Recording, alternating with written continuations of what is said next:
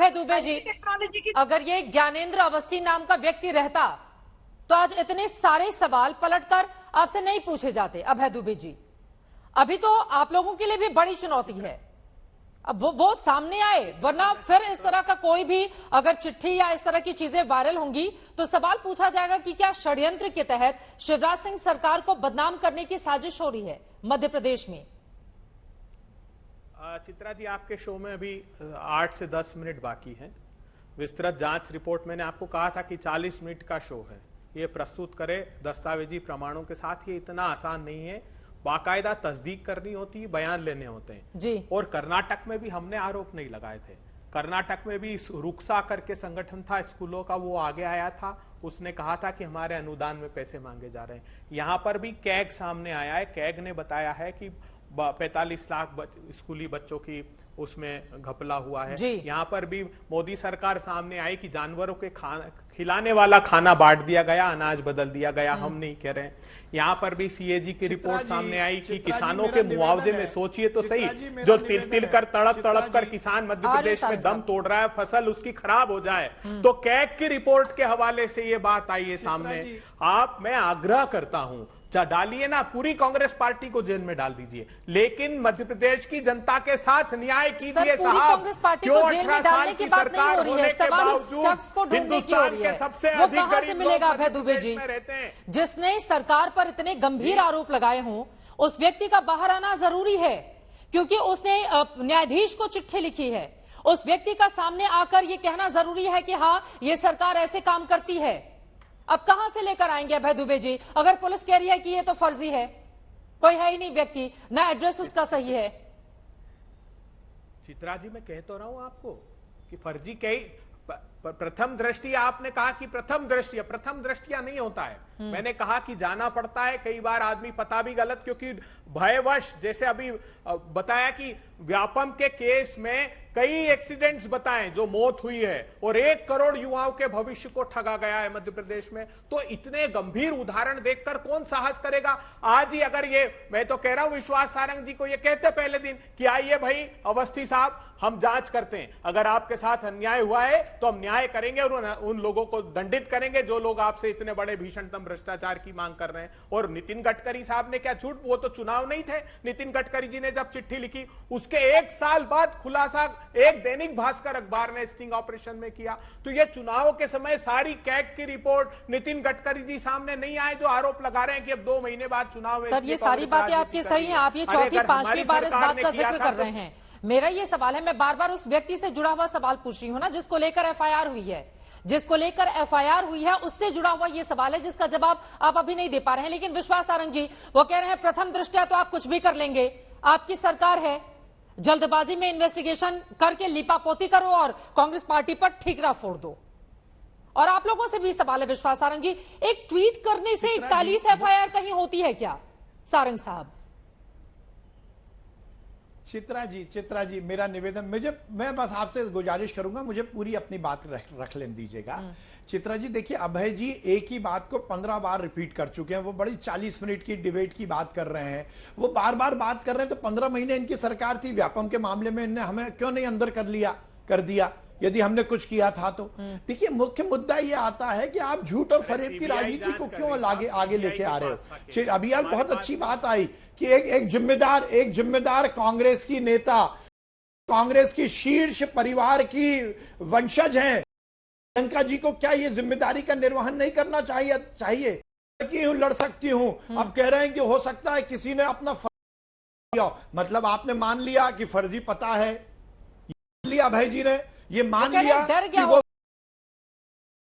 मान लिया आपने, हम जो बोल रहे हैं कि वो व्यक्ति नहीं है, खतरा हो सकता है, मान लिया। जले हुए लोग छाछ भी खूब कर पी रहे हैं क्या मध्य प्रदेश में? डर गया हो तो देना, कांग्रेस पार्टी उसको बुला लेना। देखिए, पूरी बात करने, बोलिए एक बार अभय जी उनकी बात सुन ले, बोलिए। नहीं, ये अभय जी ये विषय, ये इस तरह से डिबेट नहीं होती। अभय जी इस तरह से डिबेट नहीं होती। बोलिए आप ये बताइए कि ज्ञानेंद्र अवस्थी है क्या? आप जवाब नहीं दे रहे। आप बताइए ये संगठन है क्या? आप जवाब नहीं दे रहे। आप ये बताइए ये पता है क्या? आपने बोल दिया पता फर्जी है।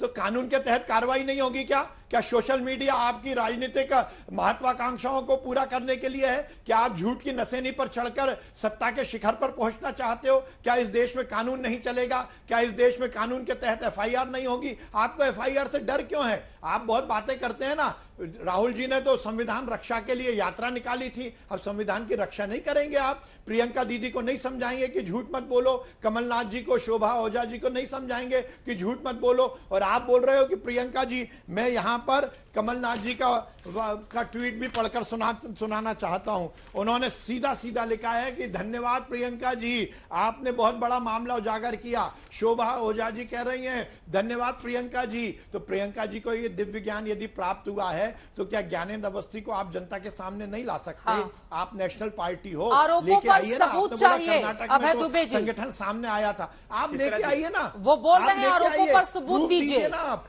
लेकर केवल आइए जवाबी उस जमा व्यक्ति खर्चे को। से काम नहीं चलेगा। ठीक है सर, प्रूफ दीजिए, आप सबूत दीजिए। चित्रा जी बोलिए, देखिए, बोलिए। ये इन्होंने आधार लिया व्यापम घोटाले का। अरे साहब, उसकी जांच सीबीआई कर रही थी, कमलनाथ की पुलिस नहीं कर रही थी। एक बात ये कह रहे हैं हम डर रहे हैं। अरे साहब, हम डर इससे नहीं रहे कि तो आपने एफआईआर कराई। कमलनाथ जी को डर इस बात का है कि समाज के अंतिम पंक्ति में खड़े हुए आदमी को न्याय नहीं मिल रहा है, उसकी योजनाओं का पैसा भीषणतम भ्रष्टाचार में जा रहा है। ये डर है हमको इस भारतीय जनता पार्टी की सरकार से। आपने कहा दायित्व आपका, अरे ट्वीट तो हमने किया तो दायित्व आपका है ना। आपने कहा फर्जी आदमी है, आपने कहा फर्जी संस्था है, तो आप सिद्ध कीजिए। ओनर्स ऑफ प्रूविंग हम पर थोड़ी है, ओनर्स ऑफ प्रूविंग हमारी नहीं है। आपकी जांच एजेंसियों की है जिन्होंने एफआईआर की है, आपके राजनेताओं की है जिन्होंने कहा है। ये दायित्व आपका है। आप न्यायालय में ये तथ्य प्रस्तुत करिएगा। वाह वाह भाई जी, बड़े ज्ञान की बातें कर रहे हैं आप। इसका मतलब ये हो गया कि आप विपक्ष में तो आप झूठ बोल सकते हो। बीच में नहीं बोला, ठीक है, मजाक हो गया। आप जिम्मेदारी से बोलिए, आज तक पे बैठे हो भाई। आप समाचार कोई ऐसे छोटे मोटे चैनल पर नहीं बैठे हो। प्रकाशित हुआ। देखिए, पुष्टि इस अरे बात से आप होती ये है कि बताइए कि आप कांग्रेस पार्टी में हैं तो आप झूठ बोल सकते हैं। आप नेहरू परिवार में हैं तो क्या झूठ बोल सकते हैं? आप विपक्ष में हैं तो क्या झूठ बोल सकते हैं? अरे जिम्मेदारी से बात करिए भाई। छोड़े, बच्चों का खाना नहीं छोड़ा, भगवान का मंदिर नहीं छोड़ा, विश्वास। अरे आश्चर्य है, खेत की बात हो रही है, आप खलिहान पर पहुंच रहे हो। अरे मुद्दा आज का विषय केवल और केवल एक एक करके अपनी बातें बोलेंगे, दोनों लोग सेम बातें वही रिपीट करें। ठीक है, थोड़ा आगे बढ़ाते हैं। एक सेकंड सर, अब आगे क्या होगा इस पर नजर रहेगी, लेकिन उस व्यक्ति का भी सामने आना जरूरी है जिसकी ओर से इस चिट्ठी को लिखा गया है। लेकिन अभय दुबे जी, बीजेपी की ओर से यह भी कहा जा रहा है चुनाव नजदीक आते ही बहुत सारे लोगों की ओर से लगातार भारतीय जनता पार्टी ज्वाइन की जा रही है। चाहे आज ही की बात कर ले, 2 रिटायर्ड आईएएस हैं, 1 रिटायर्ड जज हैं, पूर्व एसडीओपी हैं, कांग्रेस पार्टी के 2 पूर्व एमएलए हैं, 200 कार्यकर्ता और इस तरह के लोगों ने बीजेपी ज्वाइन की है बीते 2 दिनों के भीतर। तो इसी वजह से ये तिलमिलाहट कांग्रेस पार्टी के भीतर है, ये आरोप बीजेपी के हैं।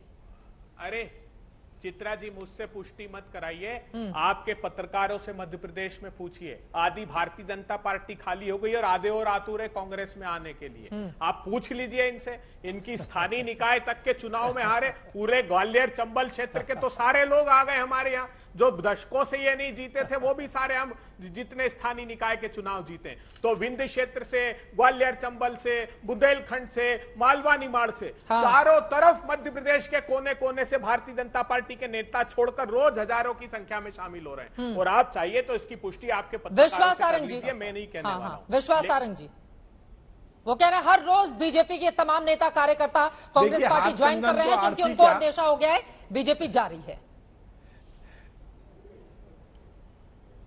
हाथ कंगन को आरसी क्या और पढ़े लिखे को फारसी क्या।